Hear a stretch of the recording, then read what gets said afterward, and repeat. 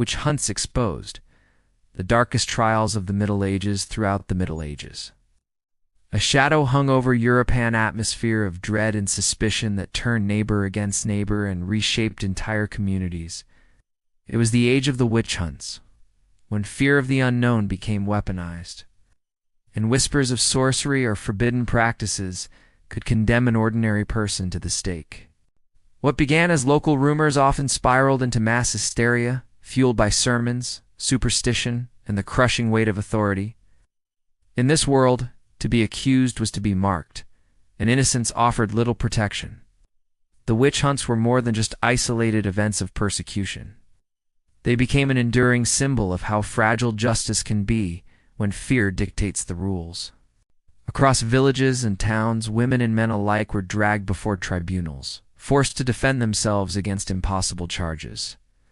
To stand accused was to be caught in a paradox. Silence was treated as guilt, and confession was torn from the body through relentless pressure. Truth mattered less than control. The goal was not only to root out supposed evil, but also to enforce obedience, suppress difference, remind the community who held power. Inside the dim halls of medieval courts and the chilling chambers of stone dungeons, the line between faith and fear blurred. Confessions were demanded under crushing circumstances through long hours of questioning, through methods meant to break the body and the will. Many admitted to deeds they never committed, simply to end the torment, sealing their fate with words they never truly meant. These forced admissions became the fuel that kept the fires of hysteria burning. The witch hunts did not arise in a vacuum. They reflected deeper anxieties that plagued the medieval world. Crop failures that threatened survival, epidemics that decimated populations, wars that drained kingdoms of stability. In such times of despair, people sought explanations, and scapegoats became the answer. Those who lived on the margins, the healer, the widow, the strange, the outspoken, were easy targets. Condemning them gave communities a false sense of security, even as it tore those same communities apart. What makes the witch hunt so haunting is not only the brutality of the trials and punishments, but also what they revealed about human nature itself. They showed how fear can distort truth, how authority can twist belief into justification for cruelty, and how quickly neighbors can transform into accusers. These events remind us that beneath the surface of civilization lies a deep well of fear, ready to be stirred by the right spark. In this episode, we will journey into the darkest corners of the witch hunts.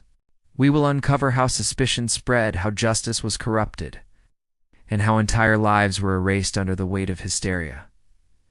This is not merely the story of witches. It is the story of fear, of power, and of the chilling cost of abandoning reason to superstition. Whispers of fear and accusation, the story of the witch hunts begins not in courtrooms or torture chambers, but in the ordinary lives of villagers who lived in constant fear of forces they could not understand. In the medieval world, hardship was everywhere. Crop failures, plagues, and sudden storms struck without warning. Lacking scientific explanations, communities turned to superstition to make sense of their suffering. And when fear searched for a face to blame, it often found one among the very people they lived beside. Accusations of witchcraft frequently began with whispers. A neighbor's cow died unexpectedly, and suspicion fell on the widow who lived alone at the edge of the village. A child became ill, and blame was cast upon the old healer, whose herbs seemed too mysterious. A storm destroyed the harvest, and some claimed they had seen a villager muttering under the moonlight. These murmurs, repeated again and again, grew into certainty. What began as rumor quickly hardened into accusation. The church played a central role in turning private fears into public charges. From the pulpit, preachers warned that the devil roamed freely, seeking to corrupt the faithful. Evil, they insisted, did not only exist in distant lands, but in one's very community. This teaching planted seeds of paranoia, teaching people to look not outward, but inward. at their neighbors, their friends, and sometimes even their families. In this climate, difference became dangerous. Anyone who stood apart from the norms of the village could easily be branded a servant of dark forces. Particularly vulnerable were women who lived on the margins of society, widows without protection, midwives with knowledge of childbirth, or healers whose remedies seemed too powerful to be natural. Poverty, age, or eccentric behavior also made easy targets. To be poor was to be suspicious. To be knowledgeable was to be threatening. To be alone was to be guilty. In communities desperate for order, difference itself was seen as evidence of hidden sin. Yet accusations were not always born from fear alone. They were often sharpened by envy, rivalry, and greed. A neighbor who coveted another's land could whisper that its owner was in league with the devil. A merchant in debt could rid himself of obligation by accusing his creditor. Even petty quarrels could escalate into deadly charges. Beneath the language of faith, the witch hunts also exposed the darker side of human ambition, the desire to destroy rivals and seize advantage under the mask of righteousness. The most chilling reality of this first stage is how easily ordinary people became participants in persecution. Accusations spread like wildfire, each one feeding the next until suspicion itself became proof. To deny an accusation was to appear more guilty, and to remain silent was to seal one's fate. In such a climate, no one was safe. By the time an accused person was dragged before authorities, their fate was already nearly sealed. The community had spoken, fear had judged, and the courts were merely instruments of confirmation. The witch hunts reveal that long before flames consumed the condemned, their lives were already destroyed by whispers, proof that words, once poisoned by fear, could be as lethal as fire. Trials, confessions, and instruments of terror, once whispers of accusation, took hold. The accused were drawn into a system that was less a court of justice and more a stage for fear. Medieval witch trials were built upon a presumption of guilt. To be accused was almost to be condemned. The proceedings rarely sought truth. They sought confirmation of what people already believed, that witches existed, and that the accused stood among them. The atmosphere inside the courtroom was suffocating. Judges and inquisitors sat not as neutral arbiters, but as guardians of faith. Convinced that their duty was to expose hidden evil, the accused often stood alone, stripped of allies, their voices silenced by the weight of suspicion. Evidence in the modern sense was almost irrelevant. A trembling witness, a strange mark on the body, or the testimony of a fearful neighbor was enough to justify further questioning. That questioning could stretch into days of relentless interrogation. The same accusations were repeated until exhaustion eroded resistance. Prisoners were often deprived of sleep, bound in chains or held in cold, airless cells designed to weaken their will. The goal was not justice, it was confession. If confession could not be obtained willingly, the authorities believed it was righteous to extract it by force. Thus entered the instruments of terror. Though each region had its variations, the methods shared a single purpose: to break the body in order to control the spirit. Some were confined in painful positions until every muscle screamed. Others endured crushing weights that made each breath an agony. Still others faced the terror of the rack, the tightening of iron collars, or the sharp bite of ropes that cut into flesh. Each method was chosen not simply for punishment, but for persuasion. Under such torment, silence became impossible. Eventually, confessions were spoken, confessions that echoed the expectations of the interrogators.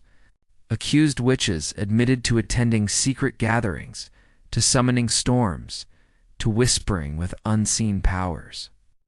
These statements were not born of truth, but of desperation. The condemned repeated whatever was necessary to end the ordeal, even if the end meant death. What made these confessions most dangerous was that they rarely ended with one person. Inquisitors demanded names. Who else attended? Who else conspired? Who else carried the mark of darkness? Broken and afraid, the accused often named neighbors, friends, or family, widening the circle of terror. One trial birthed many more, until whole communities became entangled in chains of accusation. The trials were spectacles, designed as much for the watching public as for the accused.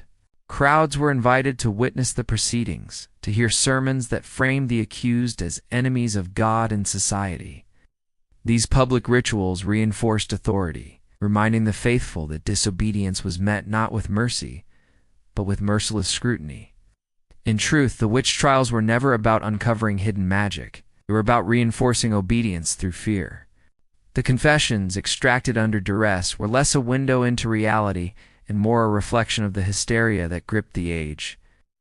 In these dim courtrooms and cold chambers, belief became law, and fear became the executioner's hand. Punishment, execution, and legacy of fear for those who endured the trial and were found guilty. The final act unfolded not behind closed doors, but in the open air of public squares. Punishment for accused witches was never intended to be hidden. It was spectacle deliberately staged to terrify the many while destroying the few. The condemned were paraded before crowds, their bodies broken, their reputations erased, and their fates sealed by fire, rope, or blade. The most infamous form of execution was death by burning. Stakes were raised in the center of town, bundles of wood stacked high, and the air thickened with the scent of smoke before a flame was ever lit. Communities gathered in silence, broken only by the chants of priests or the shouts of officials proclaiming the triumph of justice. The condemned were told that this fire would purify their souls, even as it consumed their flesh. For the villagers watching, the inferno was both punishment and warning, a reminder that no one was beyond suspicion. Hanging, too, became a common fate. Suspended before the eyes of the crowd, the condemned served as a grim emblem of obedience enforced by fear.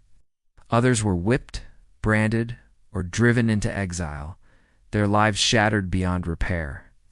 Each method carried its own symbolism, but all spoke the same message. To question the order of things was to risk destruction. What is most haunting about these executions is not simply their cruelty, but the ritual that surrounded them. They were framed as acts of salvation, cleansing the community of corruption, defending faith, restoring order. In truth, they solved nothing. Crops continued to fail, plagues continued to spread, wars continued to rage. The real problems of the age were far beyond the reach of fire and rope. Yet still the executions continued, because they satisfied a deeper need. The need to believe that evil could be controlled if only it could be destroyed in the body of another. Families were torn apart, children left orphaned, and villages scarred by the memory of neighbors turned into enemies. Trust dissolved into suspicion, and suspicion into silence. Over time, entire communities became defined not by faith or fellowship, but by the fear of accusation. This legacy endured long after the flames were extinguished. The witch hunts remind us of the fragility of justice and the terrible power of fear. They show how quickly communities can sacrifice truth for security, how easily belief can be twisted into justification for cruelty, and how willingly ordinary people can participate in the destruction of their neighbors. The executions were not simply punishments of individuals, they were acts of collective self-destruction. Centuries later, the shadow of the witch hunts still lingers. They serve as warnings etched into history, reminders of what happens when fear triumphs over reason. The witches themselves were never real in the way their accusers imagined, but the fear that created them that was real, and it burned hotter, spread faster, and left deeper scars than any fire ever could. Shadows that still remain, the witch hunts of the Middle Ages, remain one of the darkest chapters in human history.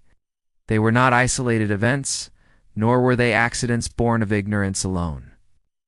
They were deliberate campaigns of fear, nurtured by authority, sustained by superstition, and carried out by ordinary people who believed they were serving justice. What makes them so haunting is not simply the brutality of the trials or the flames of execution, but the uncomfortable truths they reveal about society and human nature. At their heart, the witch hunts were about control. They gave rulers, priests, and local leaders a means to assert their power in times of uncertainty. Every accusation reminded people that authority was watching. Every trial proclaimed that obedience was safety. Every execution declared that dissent was death. Fear became a tool of governance, and in wielding it, those in power reshaped entire communities. But the story is not only about rulers and judges. It is about neighbors, about how quickly bonds of trust can dissolve when fear enters the heart. The widow, accused by a jealous farmer, the healer denounced by a suspicious family, the child who pointed a trembling finger at a parent. These moments reveal how hysteria spread not from distant thrones, but from the everyday choices of ordinary people. The witch hunts remind us that cruelty is not only imposed from above, it can rise from below, woven into the fabric of a frightened community. The executions themselves, framed as acts of cleansing, tell us even more. 8. Communities were promised that burning a supposed, which would restore balance, that hanging the condemned would drive away misfortune. Yet famine still came, plagues still struck, and war still claimed lives. The rituals of punishment solved nothing. They offered only the illusion of control, and in chasing that illusion, societies sacrificed their own members on the altar of fear. This is why the legacy of the witch hunts is not only historical light, is eternal. Though the fires are long extinguished, the forces that fueled them remain. Fear of the unknown, suspicion of those who are different, the temptation to blame others for our suffering. These instincts are as old as humanity itself. When paired with authority that exploits fear, they can resurface in any age, under any name.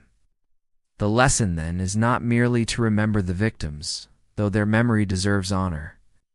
It is to recognize the patterns whenever a society begins to divide itself into the pure and the impure, the faithful and the damned, the safe and the dangerous.